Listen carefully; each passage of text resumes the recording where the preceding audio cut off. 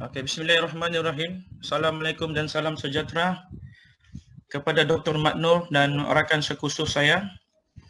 So, ini adalah paparan projek ICT web pembelajaran saya dan rakan-rakan saya, Madam Limi dari Politeknik dan juga Cikgu Anin. Kami memilih Google Classroom kerana kami telah bersependapatlah bahawa Google Classroom ini memenuhi ciri-ciri Web 2.0. Okay. Jadi paparan yang depan ini kita boleh tengok ada 3 button ya, iaitu button stream yang sekarang ini terpapar dan juga button classwork. Ini button classwork ya. Dalam button classwork ini di sinilah assignment ataupun aktiviti-aktiviti yang pelajar perlu buat, dan disediakan oleh cikgu. Pada button people pula, di sini kita boleh tengok kita punya cikgu dan juga pelajar yang ada dalam ataupun yang mengambil kursus ini, iaitu kursus daya vektor. Okay. Kita kembali ke paparan yang utama. Dalam button yang paling kanan ini, dia ada banyak ikon-ikon yang boleh membantu guru untuk menyediakan aktiviti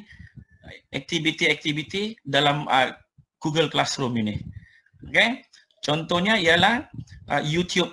YouTube ini kita boleh ambil dan masukkan dalam kita punya paparan untuk diberikan kepada pelajar. Okay. Ada contoh di bawah sini yang telah dimuat naik. Dan juga ada Google Drive, di mana kita punya bahan-bahan boleh simpan di sini. Okay. Dan boleh juga buat Google Meet ataupun live pembelajaran Google Meet. Okay. Button yang ini pula ada button kalender.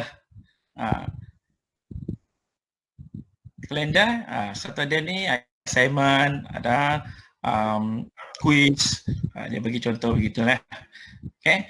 Di bawah sini dia ada to do, maksudnya apa yang perlu dilakukan. Sangat atraktif. Okay. Ada due, ini besok dia punya due untuk minggu ini. Okay. Jadi paparan ini menunjukkan hanya satu kelas ataupun satu kursus, iaitu daya vektor. Sebenarnya kita boleh buat banyak kelas ataupun banyak tajuk. Okay.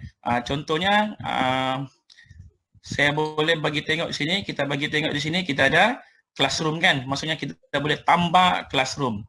Apabila kita ada lebih daripada satu classroom, maka paparan itu akan berupa macam ini. Macam ni. Berupa macam ni lah, banyak kelas kan. Di sini ada 8 kelas. Okay. Tapi untuk projek ICT kami hanya bagi satu kelas lah. Okay, satu kelas.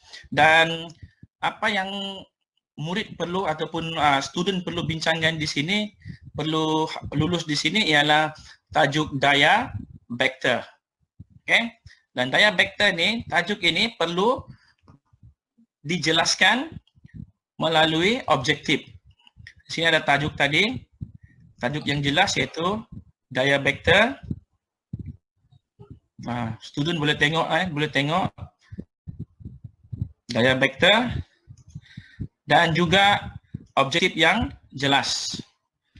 Di sini kami menyediakan ada 5 objektif pembelajaran yang jelas, daripada membezakan kualiti skala dan kualiti vektor kepada yang akhirnya menyelesaikan masalah, iaitu tahap ataupun level pemikirannya yang tinggi lah yang berkaitan dengan menggunakan notasi skala dan notasi Cartesian.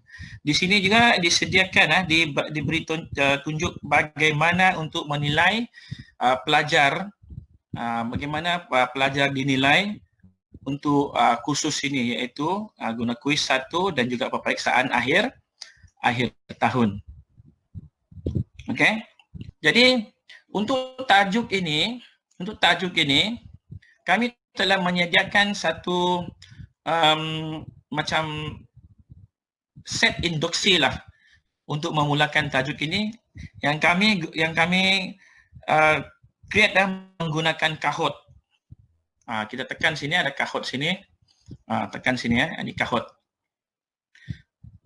Jadi kita cuba main. Kita cuba main dulu game-game ini bagi meningkatkan motivasi pelajar untuk terus belajar tajuk ini. Itu daya vektor ataupun force vektor.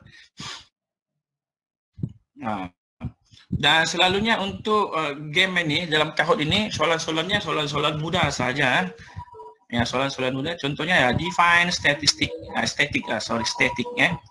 Kita tekan. Nah, kalau salah dia macam ni, dia cakap no one said it would be easy. Dan jawapannya ialah yang ini, yang pertama, dia akan bagi warna hijau. Okey. Jadi kita tekan next lagi untuk soalan kedua. Soalan kedua, what is force?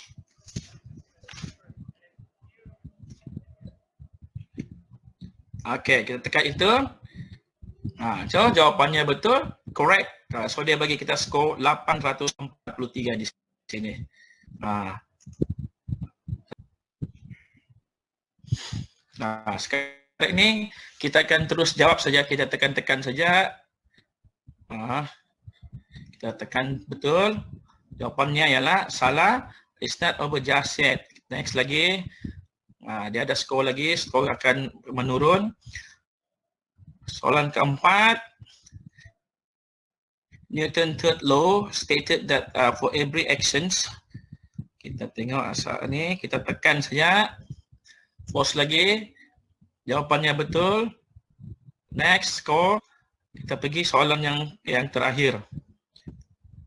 Ini apa yang mahu diceritakan di sini, dibagi tunjuk di sini ialah Kahoot ini memang sangat menarik sangat menarik. Jadi bila kita sudah masuk Kahoot ni, maka kita boleh teruskan pembelajaran. Okey. Jadi Kahoot ni untuk menimbulkan minat lah student untuk terus belajar untuk subjek ini ataupun kursus ini. Seterusnya akan dibentangkan oleh rakan-rakan saya. Terima kasih. Baiklah, saya akan menerangkan elemen multimedia yaitu teks, audio, grafik, animasi, dan video yang terdapat dalam laman web pembelajaran ini. Yang pertama, apabila kita klik bahagian ini, dia akan memaparkan bahagian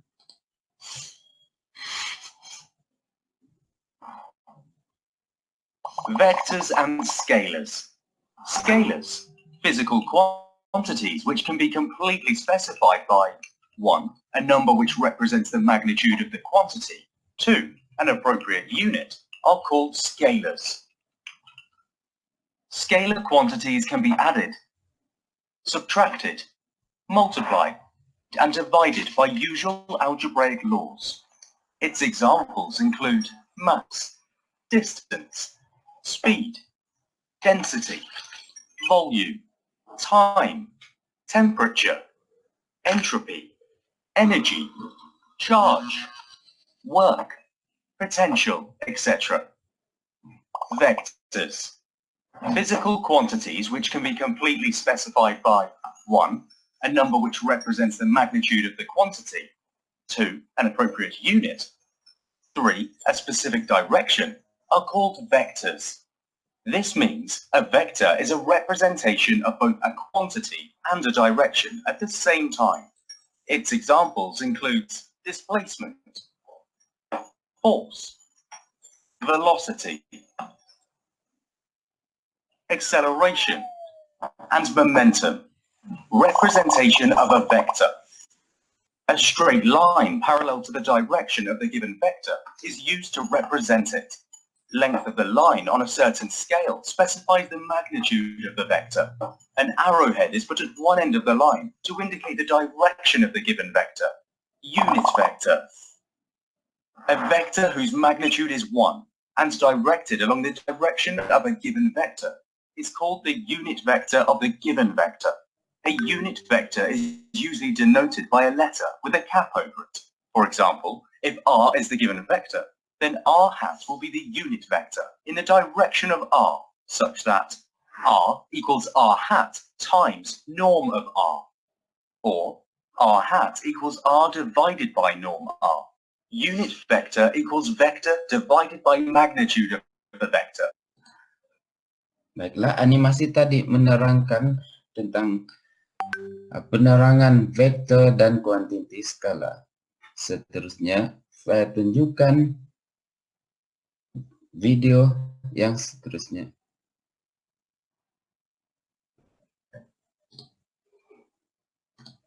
The question is, I need to use the parallelogram method to find the sum of these two vectors, the 80 Newton vector going up at this angle and the 50 Newton vector going down at this angle.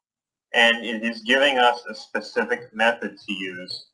So I don't have a choice. I need to use the parallelogram method. The first thing I'm going to do is take this 50 Newton vector and need to find the length of this line and also the angle that it's on. So I'm going to call this angle theta.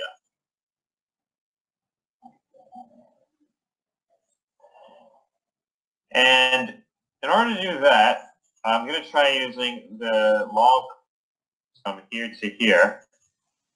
It's really just for rep equals 2 times 70 plus 2 times alpha, because alpha is also down here. Seterusnya, saya akan tunjukkan beberapa teks dan grafik yang ditunjukkan dalam pembelajaran ini. Ini merupakan e-book yang digunakan dalam pembelajaran web ini. Apabila kita klik ini, dia akan mengeluarkan paparan seperti ini. Pelajar akan lebih mudah untuk merujuk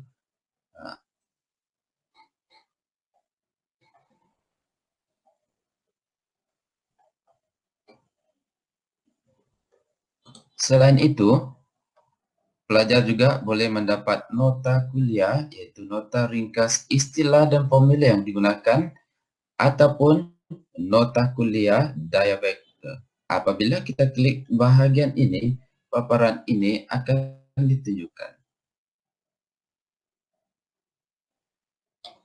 Paparan ini menunjukkan teks dan juga grafik yang terdapat dalam pembelajaran ini.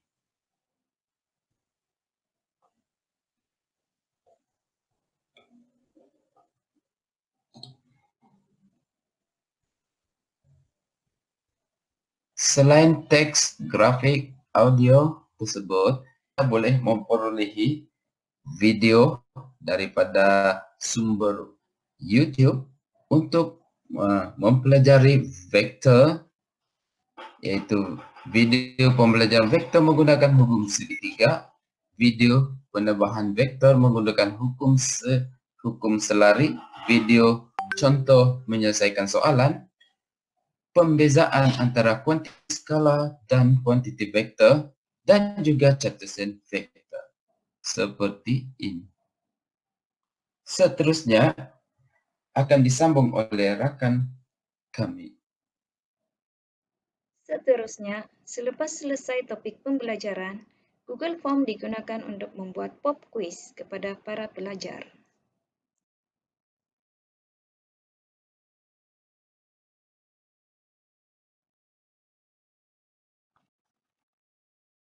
Penggunaan Google Form adalah mudah. Guru boleh terus membuat soalan dan jawapan. Kemudian selepas habis pelajar menjawab, pelajar boleh melihat markah yang diperolehi.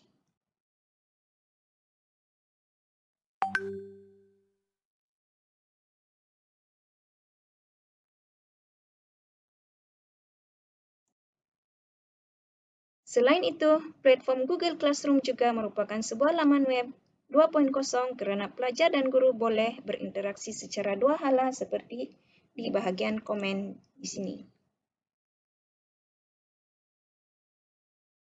Selain itu, guru juga boleh membuat perbincangan di dalam Google Classroom ini dan mengarahkan pelajar untuk berkongsi hasil pembelajaran yang telah dipelajari di dalam tajuk ini.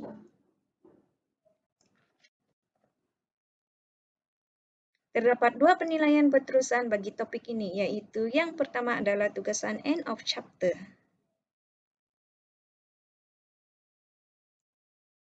Ini merupakan arahan untuk menjawab soalan tersebut dan kita boleh melihat student work di bahagian sini.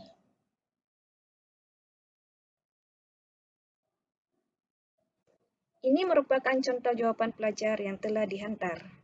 Selesai menyimak tugasan, guru boleh memberi markah dan komen peribadi mengenai tugasan yang telah mereka laksanakan dan mengembalikan kepada pelajar.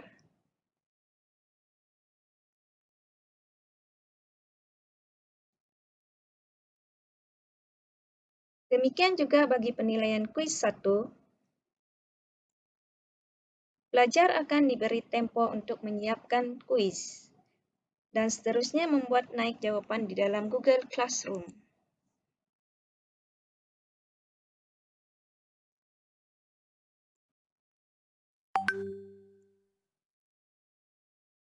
Demikianlah pembentangan kumpulan kami tentang laman pembelajaran Google Classroom.